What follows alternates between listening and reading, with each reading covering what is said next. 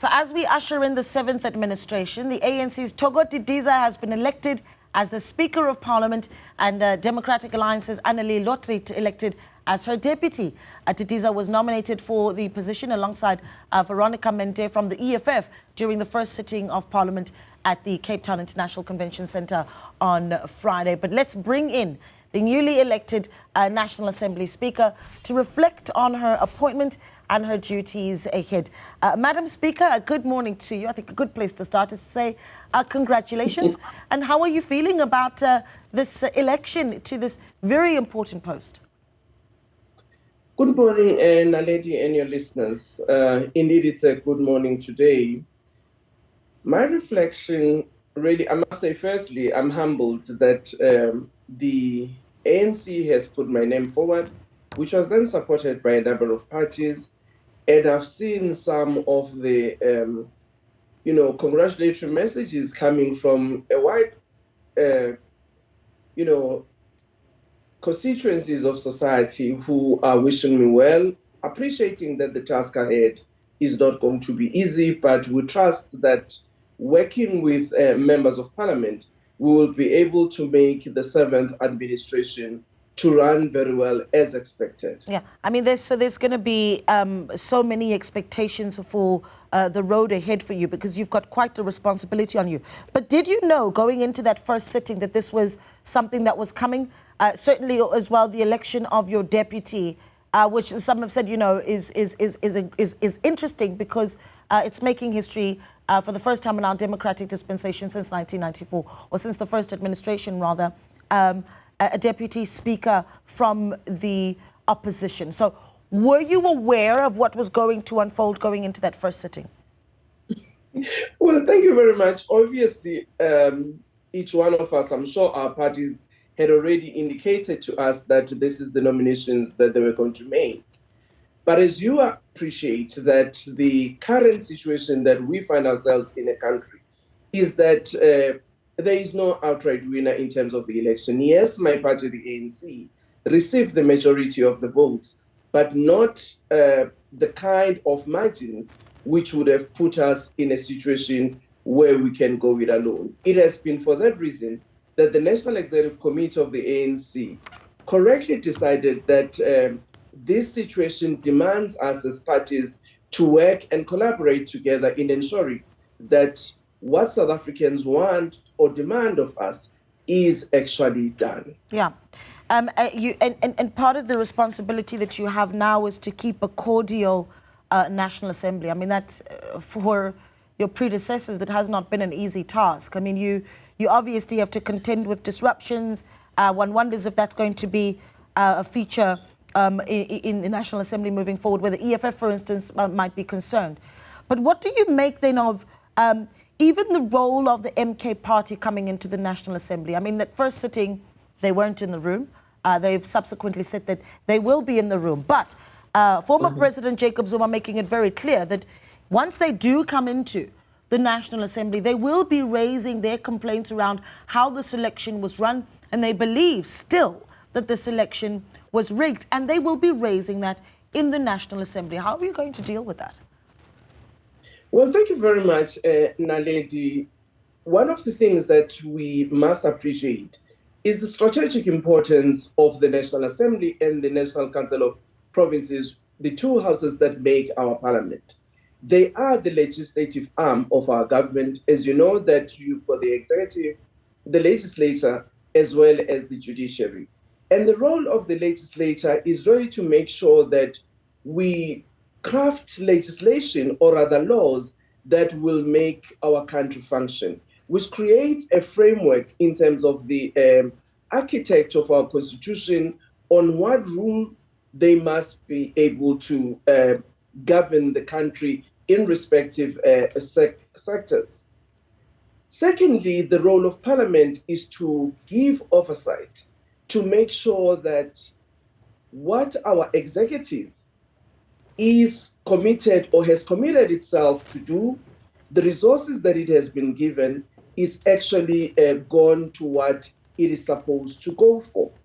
It also is a forum where parties will be able to debate, persuade one another on other strategic important issues of the country. So the role of the Speaker is to really moderate and make sure that there's fair chance for each one to make their point of view as representatives of their various parties and constituents. But there are also other issues that, as the legislature, in my view, were required to do. We sometimes transcend what our party's wishes may be, but what South Africans would like to see. So we become a voice of those voters who have all elected us into that house, which make the laws of the country. Yeah, but do you? You're asking the question yes. about what I make of maybe the new party that has come. Each administration, depending on the results of the elections, will have those parties that will make it into the National Assembly and into the National Council of Provinces. Therefore, ours is beyond the registration of parties to come to Parliament. Then there will be election of various committees that enable Parliament to function, including the Programming Committee, which really decides on the program of Parliament, of which parties get represented. What do you? And I'm sure what. Yeah, apologies. And you're speaking, of course, about the function of the National Assembly and really some of the duties that you have moving forward, which are, all important. But what do you say of a political party that decides, even for instance, for the first sitting of the National Assembly, not to be in attendance? What do you think the message is, not just to the country, but certainly to Parliament?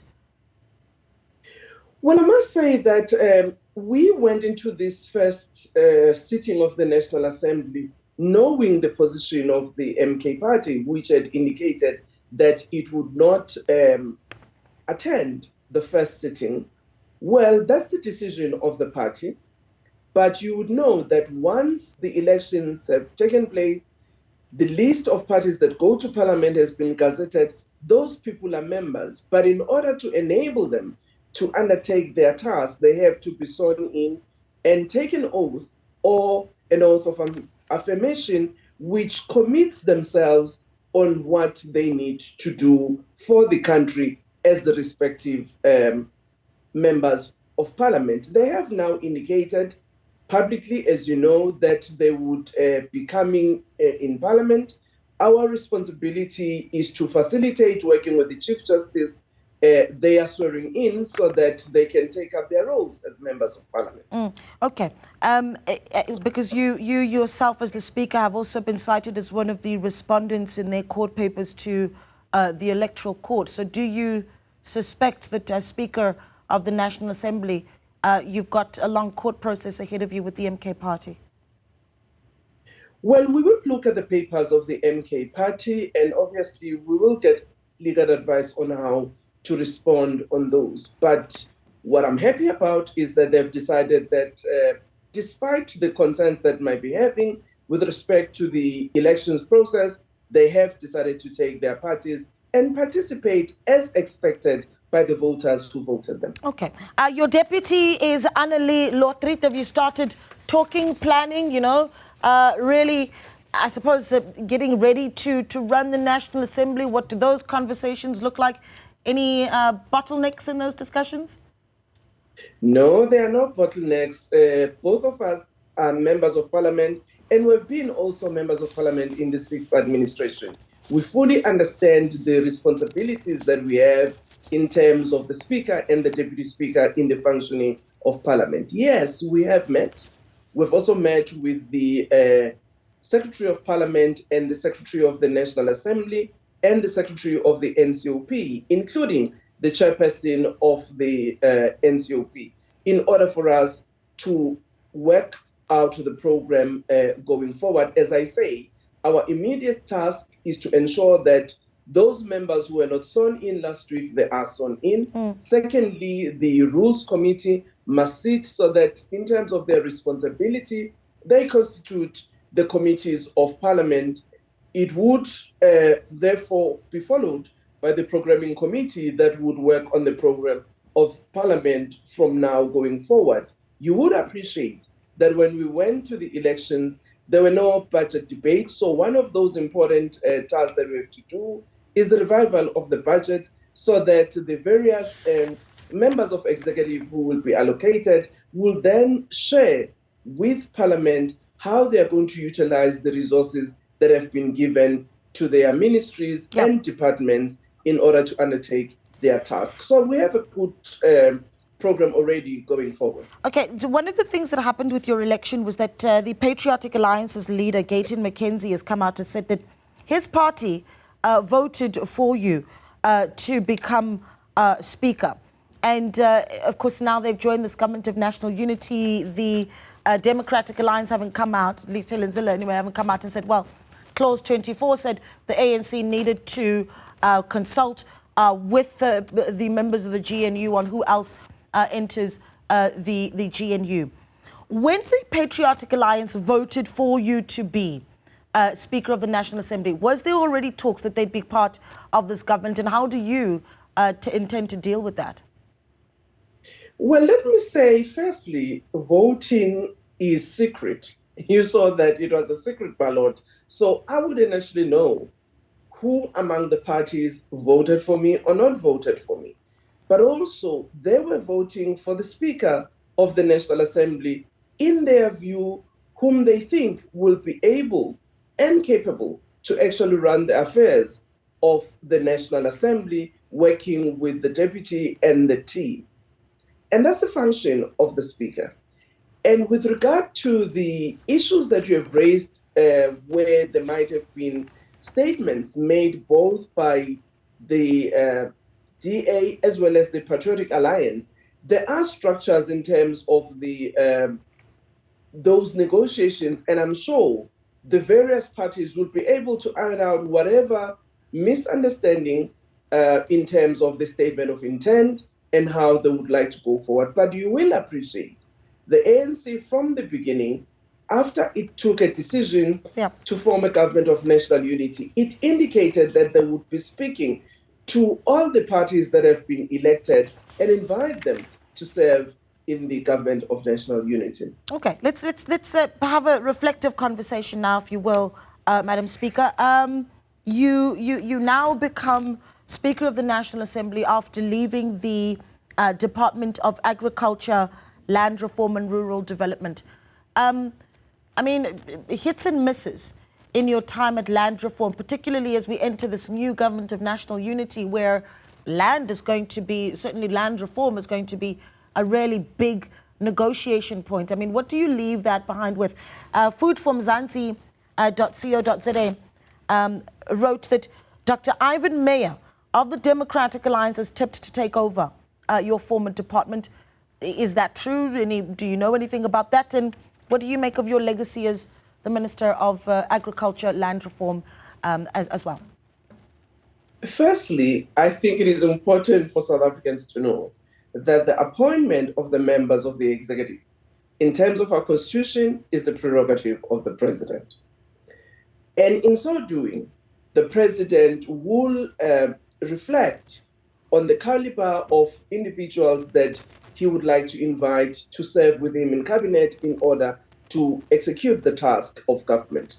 In this instance, obviously, he would have to also consult with the other parties who have been invited in the GNU. But at the end, the Constitution gives the president the powers to set up the executive. So I wouldn't be on the know as to how the president will reflect on who will actually take over the responsibility of the Department of Agriculture, Land Reform and Rural Development.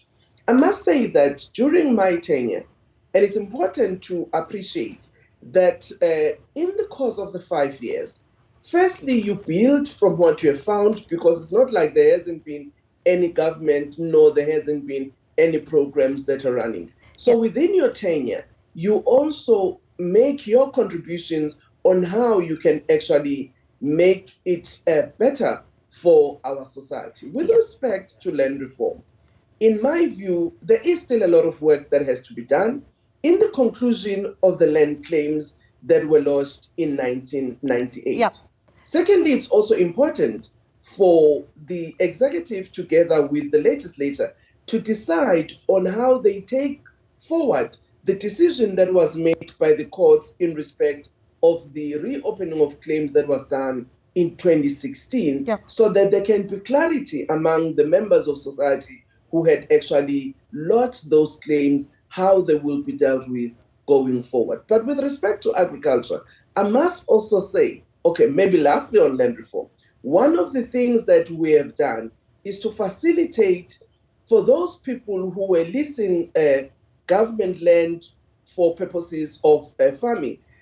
We had already started giving those members of our society title deeds in order to enable them to have full title on the land and utilize it to build our economy, to provide for food security of the country. And I hope that program will continue. With respect to agriculture, we have done a lot in ensuring that more young women, do come into the agricultural space, particularly from the historically disadvantaged communities. Right. We've also opened market access so that we can be able to trade our goods both internally and externally. I need to squeeze this one in, Madam Speaker, apologies. Yes. On Friday, the EFF essentially putting forward to you that they've sent a letter to you requesting to invoke an impeachment process against the president for the Parapara saga. What's the next step? As you would appreciate, in my response on Friday, I did indicate that the 6th administration dealt with the matter of Palapala and took decisions which closed the matter. Okay. However, we would look at the letter of the EFF and respond to them given our legal advice. You would also appreciate that this matter, the EFF has actually taken it to the courts. So I would also await that outcome, in my view, to say what is the guidance of the court on how this matter must be dealt with. All right. We could talk forever, but we're out of time. Thank you so much for speaking to us, and we do appreciate it. We'll be watching your tenure very closely. Now, newly elected Speaker of the National Assembly, Thoko Didiza, speaking to us.